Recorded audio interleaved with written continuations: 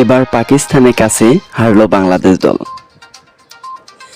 আরব আমিরাতের বিপক্ষে সিরিজ হারের পর বাংলাদেশ দলের বর্তমান মিশন পাকিস্তানের বিপক্ষে সিরিজ। তবে সেখানে হার দিয়ে সিরিজ শুরু করল টাইগাররা। 3 ম্যাচ টি-20 সিরিজের প্রথমটিতে পাকিস্তানের বিপক্ষে লিটন দাসের দলকে হারতে হলো 37 রানের ব্যবধানে।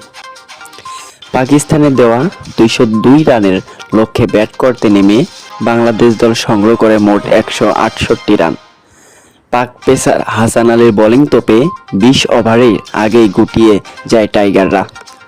তানজিদ তামিমের 31, জাকের আলী অনিকের 36 এবং লিটন দাসের 48 কেবল হারের রানেই কমিয়েছে, জয়ের জন্য মোটেও কার্যকরী ছিল না এমন ইনিংসে।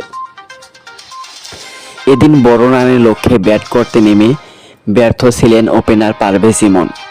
হ্যালো বন্ধুরা, সম্পূর্ণ ভিডিওটা চ্যানেলে আপলোড করা আছে, দেখতে চাইলে চ্যানেলটি ঘুরে আসতে পারেন।